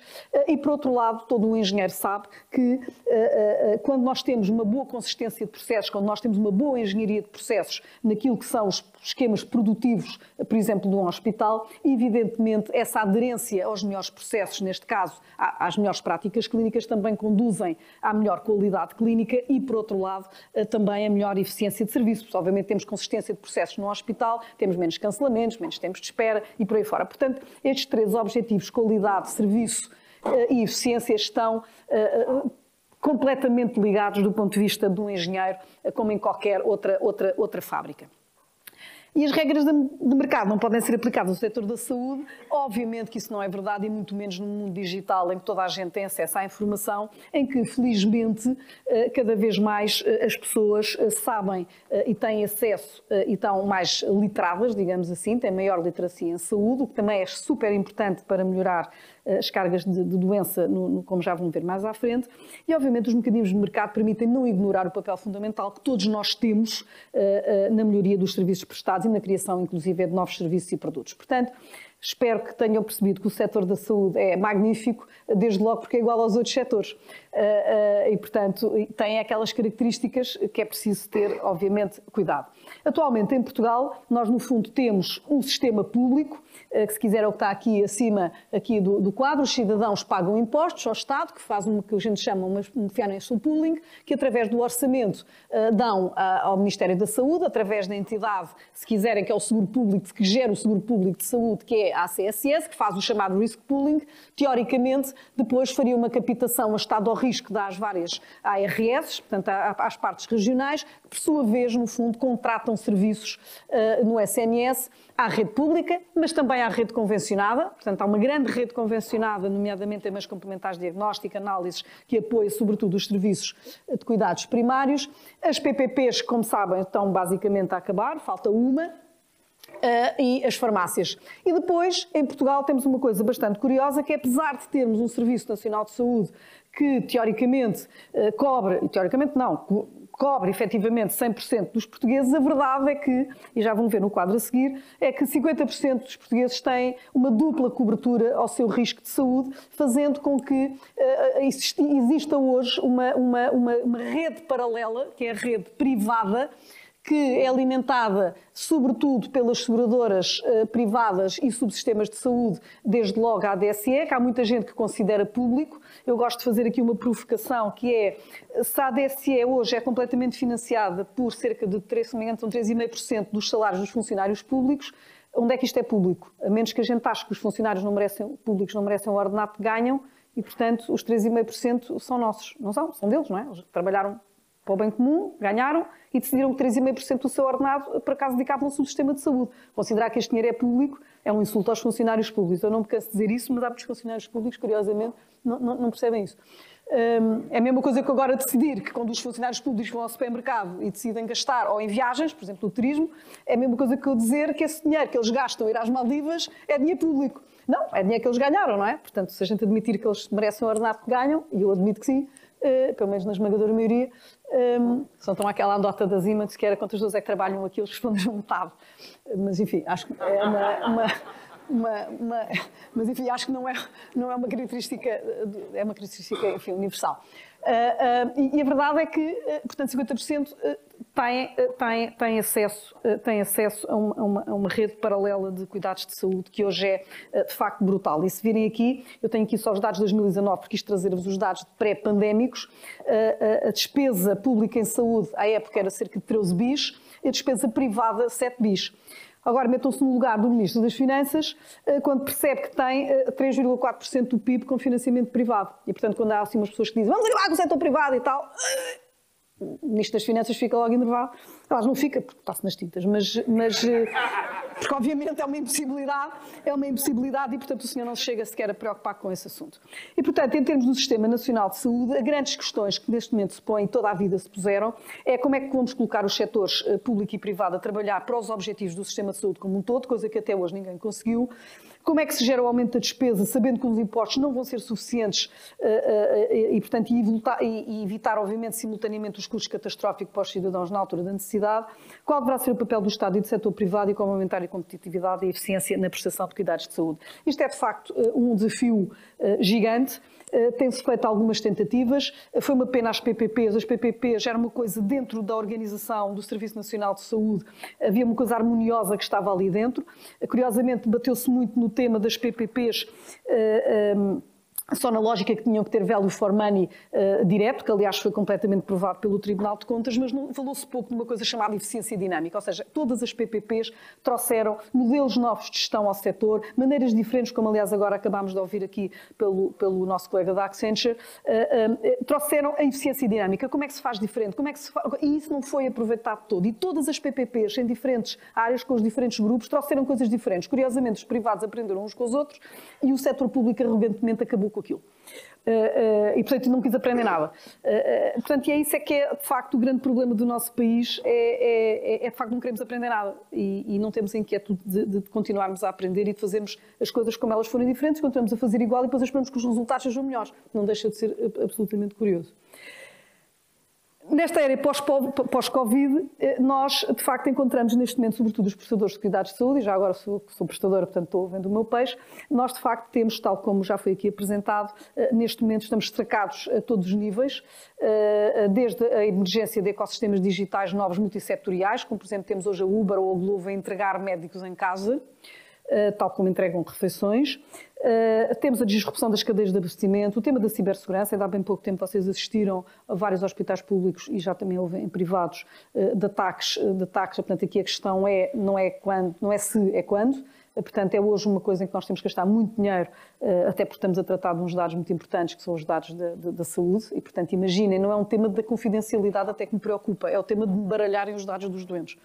Portanto, ou seja, é uma coisa que eu nem durmo a pensar nisso, confesso que é o meu maior pesadelo e neste momento em termos de gestão de risco da empresa é a cibersegurança e obviamente o tema, como somos sujeitos a terceiros pagadores, é o tema da resistência que temos hoje também, os terceiros pagadores, seja o Estado, sejam as seguradoras, no fundo a fingirem demência que não estamos com estes problemas todos de inflação, de cadeias de abastecimento, custos de energia e por aí fora e portanto uma pressão brutal para nós sermos mais eficientes, mas que é assim, é uma pressão que já dura há 20 anos, estamos sempre a ser mais eficientes e a verdade é que ninguém nos aumenta os preços e, portanto, isto está bastante complicado, seja para o público, seja para o privado. E, obviamente, no meio disto tudo já não nos chegava a termos esta coisa toda, como, obviamente, há uma concorrência feroz, e hoje já a Accenture já aqui referiu bem, o grande tema neste momento, e vocês se olharem para os jornais no setor da saúde, chama-se competição feroz pelos recursos humanos, há uma escassez de talento total, nós somos um setor muito controlado, apesar de tudo, pelos sindicatos e pelas ordens profissionais, que, obviamente, tentam que sempre dizer que não há falta. Obviamente, faltam 1 milhão de profissionais de saúde na Europa, e nós vamos pagar muito caro. Aliás, nós estamos a pensar que os miúdos agora não se piram com a maior das facilidades para qualquer ponto do mundo. O meu filho um dia chegou a uma casa e disse: mãe, vou trabalhar para Hong Kong. Quando? Daqui a 15 dias. E 15 dias depois pôs-me mochila às costas e veio para Hong Kong. E, portanto, é assim com os médicos também. Portanto, os médicos hoje não consigo tirar a especialidade porque não tenho acesso, não sei o quê. Também vou para a Alemanha. Portanto, já ninguém fica aqui a tirar uma especialidade que não quer, como no meu tempo. Da minha geração. Portanto, isto mudou e é preciso perceber que isto mudou. E se as pessoas não metem na cabeça que isto mudou, obviamente vão sofrer bastante. E, portanto, novos e velhos desafios que acrescentam, no fundo, esta era pós-pandémica. Nós temos que enfrentar a ameaça real do crescimento da comoditização a todos os níveis dos nossos produtos assistenciais. Temos que otimizar a utilização de profissionais de saúde altamente diferenciados e, sim, isso vai aplicar o upskilling de enfermeiros, de auxiliares, etc., para cada vez mais nós termos as pessoas a fazer coisas mais de acordo com as suas capacidades e não termos, e de facto também aumentarmos com isso o salário médico e otimizarmos a digitalização para fazer aquilo que os computadores podem fazer. E, portanto, isto é bom para as pessoas, portanto, são boas notícias. Temos que melhorar o acesso à inovação através de novas parcerias com a indústria, em que elas também têm que assumir mais risco da eficácia dos medicamentos que produzem. Temos que expandir o uso da tecnologia digital na prestação, mas com uma integração muito clara e muito harmoniosa do digital com o físico, ou seja, só o digital na saúde pode trazer custos escondidos para a saúde, porque, meus amigos, é assim, essa história do toque e foge do digital e as pessoas de facto não ligarem à sua saúde vai trazer consequências muito grandes de insustentabilidade, porque, como vocês já vão ver, eu vou passar muito rapidamente, nós temos que contrariar o lado negro da força, que é o consumismo na saúde, que é gastar coisas só porque estamos enervados, mas que na realidade não são necessárias. E o digital provoca muito, pela facilidade do acesso, também provoca um bocadinho o consumismo e também o shopping around. E nós já temos um problema de duplas coberturas em que nós não sabemos exatamente o que é que as pessoas andam a fazer e podem estar a fazer 4 ecografias no Estado e mais 5 ecografias no privado para a mesma gravidez, quando na verdade só precisamos fazer 3. E nós não sabemos, ninguém sabe controlar isto, já temos esse problema no setor, e sobretudo pela tomada de decisão em contexto de ausência e transparência de resultados em saúde, que não existe. Ou seja, as entidades reguladoras estão um bocadinho paradas neste sentido. E, portanto, nós temos aqui um desafio esmagador ou uma oportunidade magnífica. Eu gosto de pensar, os meus colegas costumam usar a dizer que eu sou aquela senhora ali no meio deles, a dizer porque é que a gente não muda e alguma coisa de mágico vai acontecer. Não vai acontecer nada de mágico.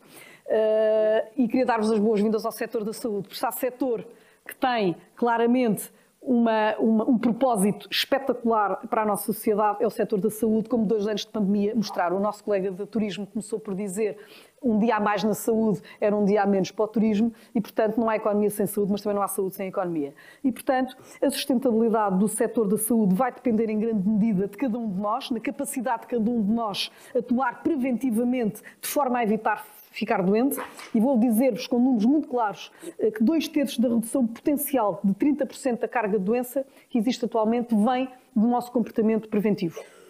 Ok? Portanto, está muito dependente de cada um de nós como cidadãos, efetivamente, não ficarmos doentes. Cada euro investido na melhoria da saúde dos cidadãos na Europa poderá resultar num benefício de 2,5 euros. Não há nenhum investimento em parte nenhuma do mundo que tenha melhor retorno de capital do que este. Portanto, é bom que os políticos, é bom que todos nós percebamos isto. O PIB europeu pode ser superior em cerca de 2,2 trilhões de euros em 2040, o que significa adicionarmos ao PIB por ano 0,5 pontos percentuais àquilo que está previsto hoje. E isto significará cerca de 11 milhões de vidas salvas até 2040, ou seja, que vão morrer se não fizermos nada, e 23 milhões de pessoas adicionais no mercado de trabalho. Portanto, melhor setor do que este, meus caros amigos, não existe, e há uma receita muito clara, que é de facto investirmos na prevenção à séria e utilizar corretamente o digital, harmoniosamente com o físico, e isso exige, isto é um desafio importante, exige muita regulação, existe percebermos efetivamente como é que acrescentam ganhos de saúde para o nosso país e para a Europa como um todo. Obrigada.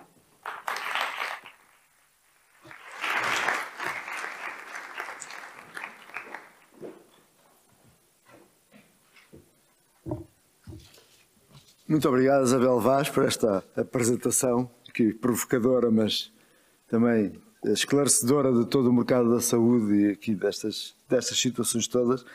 Eu não resisto realmente a agradecer esta apresentação com os bonecos do Asterix, que eu acho que realmente são um must e fantásticos. Porventura, a nova geração já não sabem, mas isto fazia parte aqui da nossa adolescência, muito interessante.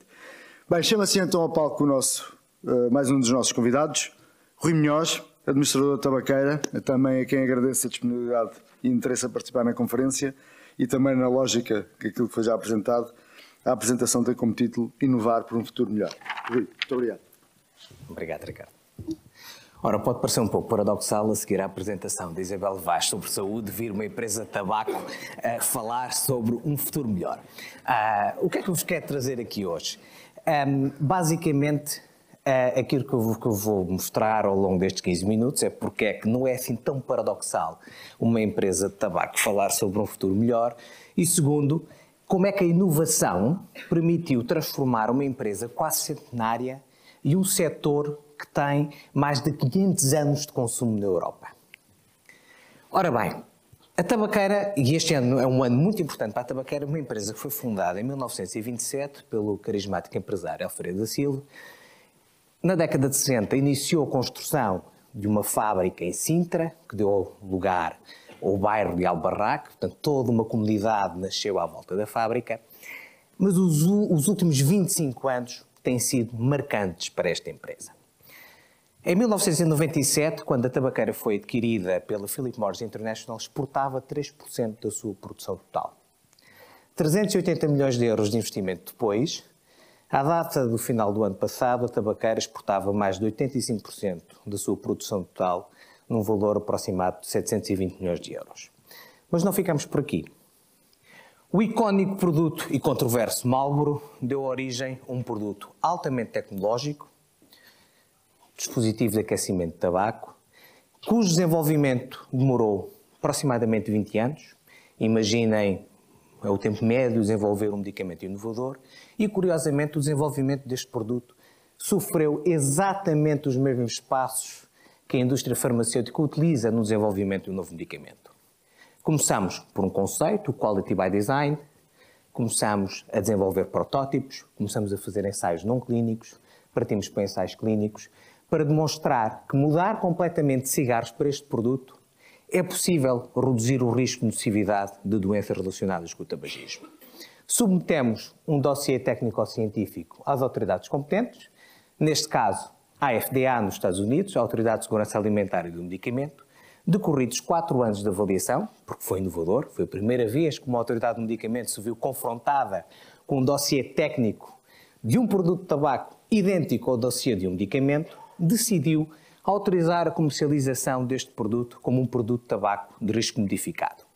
Porque a empresa conseguiu demonstrar que o aerossol deste produto reduz aproximadamente 90% a 95% a formação de constituintes nocivos ou potencialmente nocivos relacionados com o desenvolvimento de doenças relacionadas com o tabagismo. Através dos ensaios clínicos conseguiu demonstrar que há uma redução de exposição a esses mesmos constituintes e fez também ensaios onde se olhou para marcadores de doenças e conseguiu demonstrar uma melhoria da resposta biológica quando se muda completamente para este produto. Esta transformação de empresa e produto só foi possível através de um forte investimento na substanciação científica deste produto, no desenvolvimento de novos métodos de investigação, na aquisição de talento na área das ciências da saúde. Temos hoje em dia vários especialistas na área de investigação e desenvolvimento de medicamento, médicos, biólogos, bioquímicos, toxicologistas, que permitiram substanciar e desenvolver este produto e não só, como vão ver mais à frente.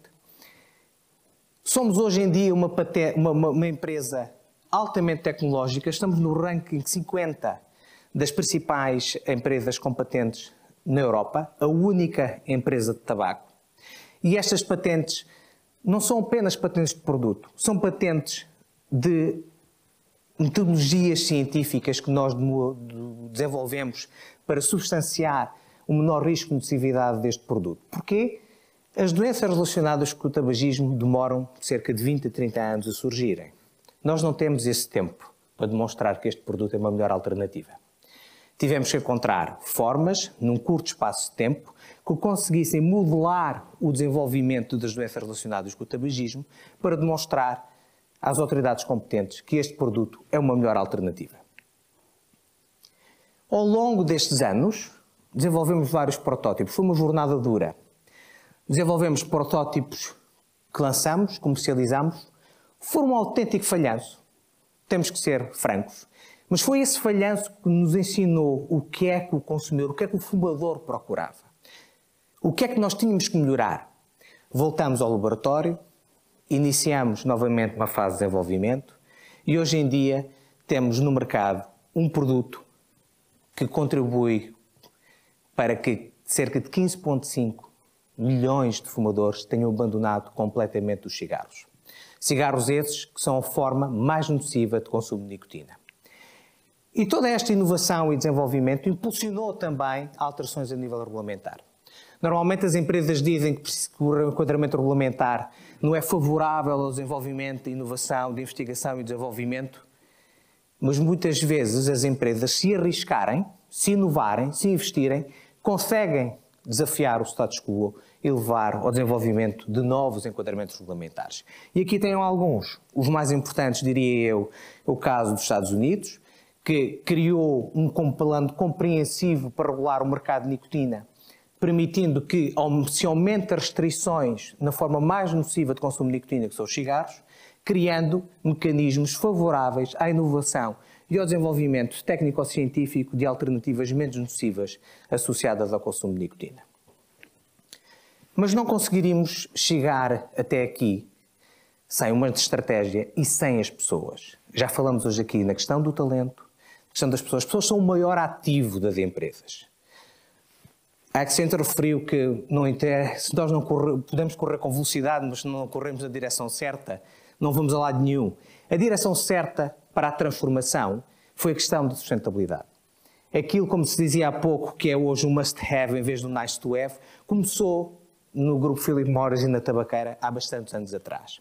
Nós percebemos que o consumo e a comercialização do nosso produto não era sustentável. Tínhamos que mudar. Tínhamos que reduzir as suas externalidades negativas, tínhamos que reduzir a sua nocividade. Um dos primeiros pilares, obviamente, é inovar para obter melhores produtos. Até aqui falei de tabaco. No final da apresentação falarei de algo que não tem a ver com o tabaco, mas já lá vamos. O segundo pilar, operar com excelência. Mesmo desenvolvendo um produto menos nocivo, continua a ter nicotina, continua a provocar dependência, continua a não ser isento de risco. É preciso comercializá-lo de forma responsável, desenhando mecanismos de controlo para que os nossos parceiros do negócio não comercializem estes produtos para uma audiência não desejável, nomeadamente menores. Os menores não devem consumir qualquer tipo de produto com tabaco ou nicotina. E, por outro lado, é preciso criar desenvolvimento tecnológico que garanta que os menores não utilizam estes produtos. Estamos neste momento na fase final de desenvolvimento de uma tecnologia que faz com que estes produtos venham bloqueados de fábrica e que, por exemplo, em Portugal, possam apenas ser desbloqueados através da chave digital móvel, garantindo assim que quem utiliza estes produtos de tabaco e nicotina é maior de idade. O terceiro pilar, nomeadamente as pessoas, como já aqui referimos. Temos que combater as desigualdades. A tabaqueira é, desde 2019, certificada para a igualdade salarial, tem aproximadamente 44% das mulheres em cargos de gestão e temos uma cultura de segurança muito forte na nossa fábrica. E o último pilar, a proteção do ambiente, como já aqui foi referido. A fábrica da tabaqueira É uma fábrica que tem neste momento a classificação AAA pelo Carbon Disclosure Project. É uma fábrica certificada para a gestão da água, a utilização da água e gestão da água de uma forma sustentável. É uma empresa que desde 2015 utiliza 100% da sua energia elétrica de origem renovável e atingiu o ano passado a certificação pela neutralidade carbónica. Um dos grandes propósitos da empresa, comunicado em 2016, é deixar de comercializar cigarros. Imagine-se, a maior empresa de tabaco a nível mundial, detentora da marca Marlboro, marca mais icónica de cigarros, dizer que o futuro da empresa é deixar de comercializar cigarros. E é possível. Com o enquadramento regulamentar adequado, é possível deixar de comercializar cigarros em alguns países num horizonte temporal de 10, 15 anos. Como? Basta olhar para o caso do Japão. O Japão foi o primeiro país do mundo onde nós lançamos o produto de tabaco aquecido. As vendas de cigarros diminuíam cerca de 1,8% antes da introdução do produto de tabaco aquecido. Após a introdução do produto de tabaco aquecido, entre 2015 e 2019, as vendas de cigarros caíram 9,5%. Esta quebra foi já avaliada externamente. Há um estudo de vários investigadores da American Cancer Research Society que confirmou que esta redução de vendas só pode ser atribuível à introdução deste novo produto e começam-se a ver os primeiros ganhos em saúde. É por isso que não era tão paradoxal ter uma empresa de tabaco a falar a seguir à doutora Isabel Vaz falar sobre saúde. Começamos a ver no Japão, em fumadores, uma redução dos episódios de internamento por doença pulmonar obstrutiva crónica, porque estão a mudar por uma melhor alternativa. Mas a questão que se coloca é, o primeiro pilar, inovar por melhores produtos, será que fica apenas no setor do tabaco e da nicotina? Não, não fica. Há 2 anos a empresa comunicou que em 2025 queria que $1.000 milhões das suas receitas viessem de um setor completamente novo, para além do tabaco e da nicotina. Na altura, nós, na empresa, não sabíamos o que era. Ficamos a ter um bocadinho mais de certeza o ano passado. Se visitarem o site pmiscience.com, vão verificar várias publicações científicas em áreas muito dispersas que nada têm a ver com tabaco e nicotina.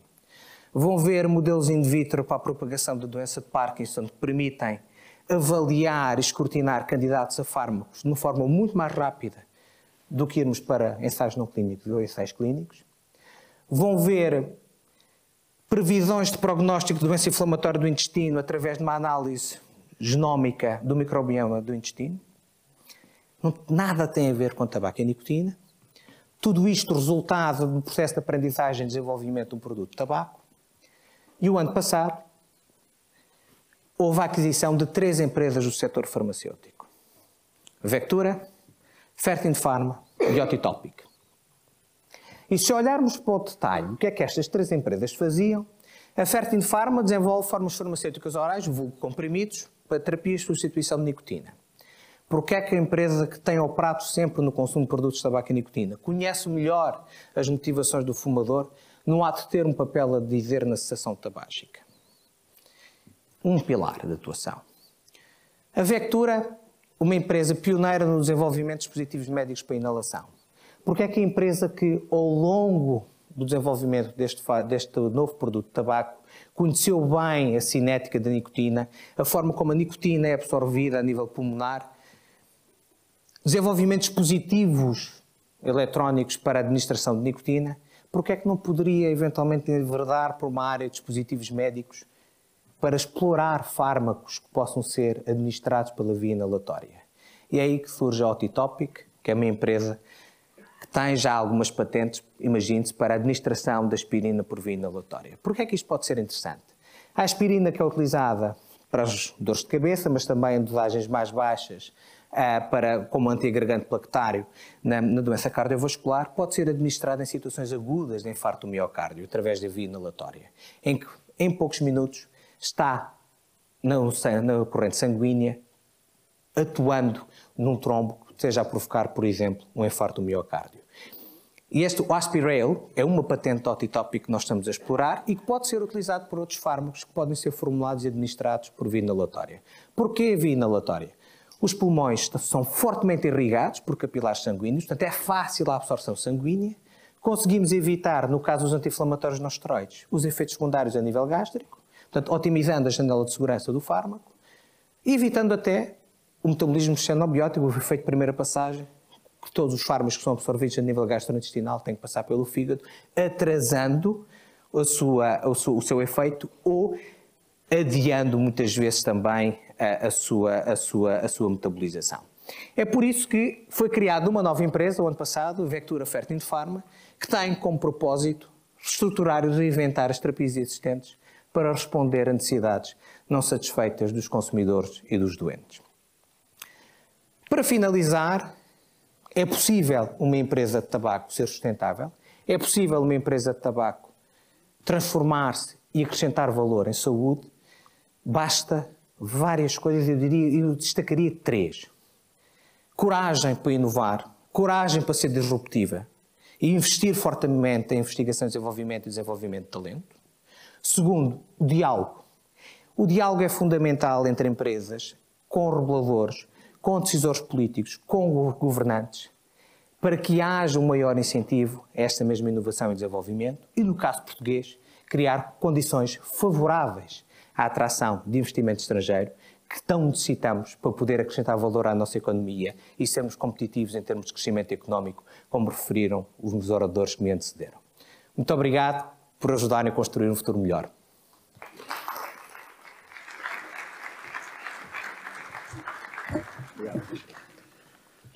Muito obrigado, Rui, por essa apresentação e por realmente levar aqui ao nosso conhecimento esta transformação radical de uma empresa com muitos anos e realmente demonstrando que é possível quando se quer e dando seguimento às apresentações. Já houve aqui esta manhã que quando se quer, quando há vontade, quando há confiança, realmente quando há capital também, se conseguem fazer estas transformações e se consegue ter um futuro melhor.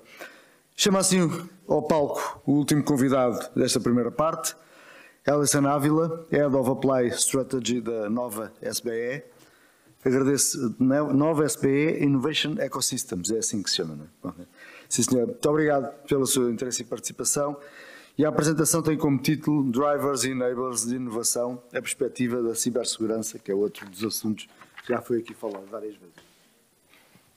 Obrigado. Olá, muito bom dia a todos. Agradeço mais uma vez o convite da Executive Digest. Agradeço também a vossa presença aqui e também a quem nos vê, quem nos assiste remotamente. Talvez a parte mais interessante da minha partilha é porque nós já percorremos muitos temas essa manhã, aprendemos coisas, somos provocados por outras. Eu tenho uma mensagem muito simples e muito orientada à ação aqui nessa manhã, que também pode vir a ser uma forma até de nós otimizarmos a nossa gestão do tempo aqui nesse primeiro bloco, já que nós estamos, de certa forma, running after time, mas também para tocar num ponto nevrálgico que foi já levantado aqui pela doutora Isabel, que comentou que a sua maior preocupação nesse momento é a cibersegurança. E começo com uma piada absolutamente infame que costumo fazer e que não há nenhum sistema de cibersegurança que seja capaz de impedir a descoberta, né, este grande segredo.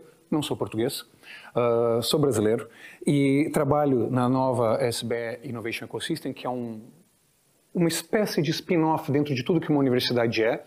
E o que uma universidade é, se não um ecossistema, não é? O que é uma universidade para o dia de hoje, se não o papel de um ecossistema, mas nós já falamos um bocadinho mais sobre isso, dentro dessa ideia de drivers e enablers e o que isso quer dizer.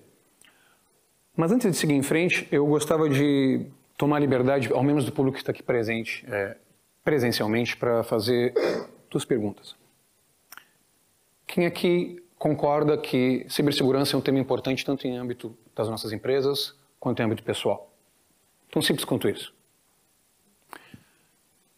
Quem nesse momento atua de uma forma tangível para organizar processos de controle em cibersegurança nas suas empresas? Um número bem mais reduzido. E quantos de nós fazem isso em nome pessoal? Nos seus equipamentos, nos seus telemóveis e assim por diante? Não há, eu sei que nós recebemos muitas mensagens de esperança, de confusão, de reflexão, mas aqui a chamada ação é extremamente clara, não é? E o que ela conta?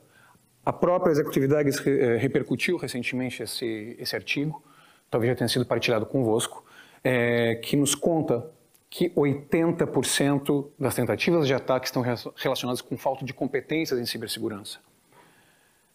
E é importante lembrar aqui que por mais, com perdão da linguagem pedestre, que a malta do IT seja importante, ela não é necessariamente a malta da cibersegurança.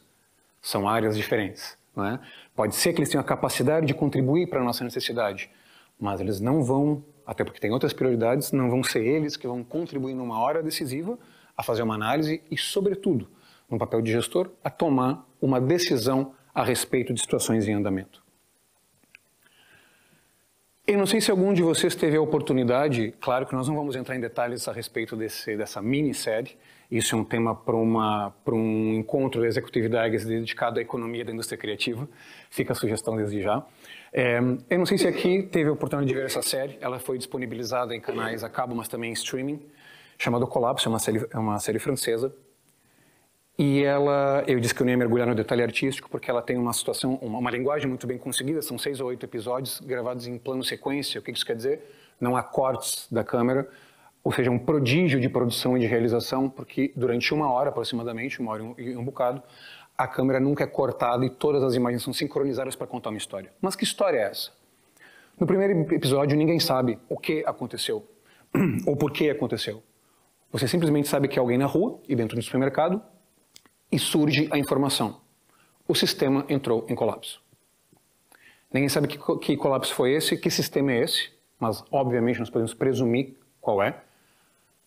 Mas o sistema entra em colapso e o que acontece, obviamente eu não estou aqui para estragar a surpresa, porque fica de fato o convite a assistir. Tive a oportunidade de assistir em 2020, penso até hoje, eu a utilizo como uma referência, também porque ele é curto e cabe na nossa vida, não ficamos dependentes ali do binge watching ao longo de muitas temporadas. Mas ela desperta, não só, até por ser extremamente verossímil, ela desperta um tipo diferente de urgência em relação a esse tema, porque ela não bate só na nossa gestão cotidiana, seja numa organização como um todo, seja numa área informática ou de gestão de dados, ela bate na nossa vida, não é? Todos nós sabemos muito bem o quão incomodados nós ficamos numa era de trabalho remoto se a simples internet não está funcionando, ou se o nosso plano de dados já esgotou e assim por diante. São coisas muito pequeninas que já mexem conosco. Imaginemos todas as organizações públicas e privadas que nos últimos tempos em Portugal, por diferentes razões, têm sido alvo de ataque e que tornam, sem dúvida, um pesadelo de gestão. Mas, como eu disse aqui, o tema é o chamado à ação, aquilo que pode ser feito a partir disso. Seja como for, o fato de nós estarmos conscientes, porém não necessariamente orientados a agir, leva-nos a várias outras consequências. É como, em experiências recentes de investigação e estratégia, todas as pessoas que você vier inquirir ou interagir num ambiente mais dinâmico, real, digamos, etnográfico de relação, vão dizer que o meio ambiente é importante. Agora vamos lá em casa ver quem é que separa o lixo e quem é que leva o lixo para a separação. Não é? Aqui nós estamos num cenário ainda mais radical dessa interpretação entre awareness e action. O ponto é que a cibersegurança ela afeta todas as indústrias em maior ou menor grau, porque ela pode ser tanto uma fonte de um ativo estratégico quanto um negócio, não é? A cibersegurança pode ser perfeitamente interpretada como, sim, pirataria, e se nós pensarmos o papel que a defesa aos piratas e aos ataques têm na história de Portugal, nós sabemos exatamente a relevância que isso tem, não é? Nós não temos as torres dos fortes da Barra do Tejo, as linhas das torres e assim por diante, elas têm uma história que pode ser análoga a isso, sim, porque são diferentes camadas de proteção a um ataque que chega. Pode parecer uma comparação sem sentido, mas isso é apenas para dizer que isso afeta a todos nós, independente do setor, e nesse momento há alguém pensando num plano, sim, de ataque para captura, nem que seja parcial, de dados. Não vamos sequer falar no tema da reputação e da credibilidade, porque nós sabemos o alcance midiático que isso tem e as consequências que depois, para além de toda a questão de gestão e de investimento, nós temos que dar perante a opinião pública em situações como essa.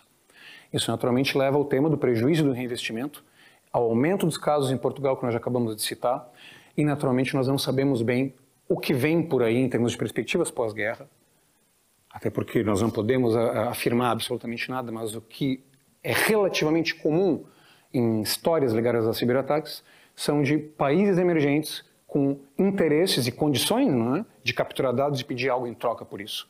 No final do dia, também acaba por ser uma ferramenta econômica e não só geopolítica, naturalmente. E é por isso que dentro da nova SBE, que naturalmente é uma história, arrisco dizer, bem sucedida, não é? Dentro do contexto português, porque migra de uma universidade pública para também ser um projeto privado que ergue uma universidade de economia e negócios e se abre para o mundo. Não é? Hoje a nova SBE tem, no campus de Carcavelos, mais de 5 mil alunos de mais de 90 países diferentes representados. O CyberPod é porque eu falei que a minha mensagem era muito direta e curta, o CyberPod ele não está no campo do problema, ele está no campo da solução. O CyberPod é um laboratório real. Eu sei que muitas vezes as fotos ligadas à informática em prática não são lá muito sexys ou divertidas, não é? Umas secretárias, uns monitores. Mas o que nós temos na prática aqui é um ambiente controlado de simulação, análise e tomada de decisão em situações de cyberataque. A ponto de, naturalmente, a própria Nova, consciente disso, fazer os seus próprios assessments para assegurar o funcionamento saudável deste laboratório em um ambiente controlável e sujeito ao risco, porque é ele que nós temos que enfrentar nesse tipo de situação. E como ele começou? Começou com muitos outros projetos, que nós vamos falar rapidamente a seguir, dentro desse ecossistema, não é? Ou seja, essa reinterpretação, sem descurar de todo o rigor acadêmico e a investigação acadêmica fundamental, não é? Cada vez mais estamos orientados ao agir, ao ser rápido, nós já falamos aqui sobre o nonsense da ação rápida sem sentido ou sem significado, sem descurar a investigação em estratégia de base, fundamental sempre, como conectar isso à ação e como conectar isso ao conhecimento aplicado no curto prazo. A imprensa nacional, Casa da Moeda, tinha naturalmente, pelo papel que exerce, um interesse em explorar melhor esse tema e estar melhor preparado para ele, dada a importância que essa instituição ocupa no nosso dia a dia e no dia a dia do país como um todo. Qual foi a opção? Todos nós sabemos que cada vez mais inovação aberta é caminho sem volta e uma forma inteligente de alocar recursos e de encaminhar soluções. A imprensa nacional percebeu que fazer isso de uma forma aberta, porém controlada, poderia ser a melhor forma, porque também com isso captaria conhecimento e perspectivas de outros stakeholders. Isso já nos fez chegar a uma colaboração também com a CyberGym. A CyberGym é uma empresa de cibersegurança israelita que, entre outros clientes, possui o próprio governo de Israel e a NATO. E que trabalha de uma forma prática e semelhante, naturalmente no seu contexto, com simulações e entregas de soluções. Portanto, esse ambiente hoje, que está dentro do Digital Experience Lab da Nova, ele permite que você faça experiências controladas não só na parte técnica, mas também na parte estratégica e de tomada de decisão. Portanto, a forma como a oferta de conhecimento aplicado está distribuída e aberta a todos nós, ela fala tanto sobre quem tem que agir no momento, quanto um líder que tem muitos outros temas para resolver, mas precisa de algum tipo de capacitação ou de compreensão relativamente a isso, para que ele próprio possa ter voz ativa em um momento decisivo. É isso que o CyberPod hoje faz, porque essas experiências reais e imersivas, no final do dia, estão sempre a falar sobre gestão de risco. E nada melhor do que fazer isso com diferentes stakeholders e também diferentes gerações. É isso que esse laboratório se propõe a fazer dentro de um espaço que hoje está enquadrado como Innovation Ecosystem na Nova, porque abraça todas as áreas de conhecimento aplicado, orientadas para a inovação e que são uma mais-valia para a sociedade. Enquanto universidade pública, o trabalho da Nova é devolver à sociedade e reinvestir aquilo que recebe. É isso que nós conseguimos visualizar aqui de uma forma muito breve, para que a gente possa perceber, novamente nessa mensagem muito clara, a ação no que diz respeito à cibersegurança, seja lá por qual caminho. Essa é apenas a história de hoje que nós queremos partilhar. A urgência e a importância que o tema tem, porque naturalmente nós não vamos percorrê-los, mas nós podemos perceber que as duas dimensões, tanto técnicas quanto de gestão, no que diz respeito ao conhecimento e à utilização desse conhecimento no que diz respeito à segurança digital. Isso pode ser interpretado de uma forma mais ao detalhe? Pode, nós naturalmente não vamos discutir isso agora, mas é apenas para perceber que quando você entra no assunto, e como tudo que nós temos feito tem uma ideia de jornada de inovação, você pode começar com elementos mais básicos e migrar para um conhecimento mais alargado para diferentes áreas da organização ou mesmo a título próprio. Mas ele também pode ser entendido dessa forma. Você tem tanto a dimensão técnica quanto a de gestão, você tem tanto a dimensão estratégica quanto a de ação. E consoante as necessidades de cada um, nós conseguimos conectar as empresas privadas, os estudantes e os demais organismos que estão dentro desse ecossistema para discutir o tema da cibersegurança. Como eu havia lhes comentado que essa é uma mensagem muito específica, ela termina dizendo duas coisas. Primeiro, que quando se toma parte desse laboratório, Existe naturalmente um clube, uma community que é alimentada para que melhores práticas, conhecimento, investigação aplicada, naturalmente newsletters de updates assim por diante sejam ao alcance de todos, porque essa iniciativa pertence a um projeto maior em implementação nesse exato momento, dentro dessa ideia que uma universidade no século XXI nada mais é do que um caminho para a inovação. Transferência tecnológica nada mais é do que um nome, talvez um pouco mais distante, para a inovação aplicada. E o nome já diz, universidade é o ecossistema e a combinação de todos os agentes. É dessa forma que, seja através da porta de entrada da cibersegurança, ou através de outras áreas de conhecimento para a gestão que envolvam ou não envolvam dados, envolvam ou não envolvam tecnologia digital, que a universidade se reorganizou de modo a ter a sua oferta educativa conhecida, como qualquer estudante pode arriscar o seu caminho enquanto um estudante de uma universidade pública, através da nova Business Economics, mas depois a educação executiva, que nós naturalmente não vamos aqui mergulhar em detalhes, mas aqui no meio vocês conseguem visualizar o que é esse Innovation Ecosystem, que o próprio Ricardo agora nos perguntou sobre, afinal, o que é isso exatamente? É esse mesmo nome do que nós vamos discutir? Sim, porque as diferentes unidades, laboratórios e projetos orientados para a inovação aplicada da Nova, hoje são uma unidade de ação a serviço da comunidade e das empresas e que tem capturado, pela positiva naturalmente, mais membros e mais participantes para que participem de diferentes frentes a partir das vossas necessidades e das necessidades de conhecimento aplicado de inovação. A cibersegurança é só uma delas e da qual as evidências dessa manhã, e acho que a doutora Isabel fez uma grande escada aqui, como se diz, para que nós tocássemos no ponto, e também o meu rápido inquérito aqui sobre quem se preocupa e quem está a conseguir agir nesse momento, porque nós sabemos que não é fácil, há muitos outros tópicos em cima da mesa para serem definidos, mas o nosso chamado final aqui é que não contem com a equipa de TI como a vossa solucionadora de problemas na hora H. Não é ela que vai chegar lá e nós temos do técnico à tomada de decisão caminhos para isso. E por que o nosso e-mail está aqui? Por uma razão muito simples. Sendo uma universidade, ela é um espaço de diálogo. Seja para nós falarmos mais sobre isso, seja para saber quais são as outras referências para explorar soluções de cibersegurança, para além do que nós estamos a discutir aqui. O ponto é, enquanto uma instituição de ensino que devolve para a sociedade, vemos aqui ressaltar a importância da tomada de ação nesse tema, demos um exemplo de como ele pode ser endereçado nesse momento, mas nós estamos abertos para conversar, agregar ainda mais opções de como nós podemos enfrentar isso, que nós não devemos deixar para amanhã, sem dúvida alguma. Nenhum plano vai funcionar, vai ser implementado se em algum dado momento, como nós falamos ali do exemplo da série, e reitero a sugestão, o sistema entrar em colapso. Ninguém vai saber por quê e muito menos por onde começar para trazer algo de volta.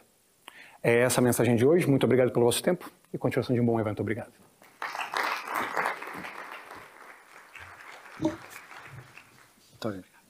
Alessandro Ávila, muito obrigado pela sua apresentação e realmente a cibersegurança foi já falado hoje de manhã, mas falado em muitos fóruns por aí e muitas conversas, realmente é um dos temas do momento. Chegamos assim ao fim da primeira parte da 22ª Conferência Executiva Digest. Espero que até agora tenha sido útil e do vosso agrado. Voltamos aqui dentro de 20 minutos para a segunda parte. Tá bem? Muito obrigado.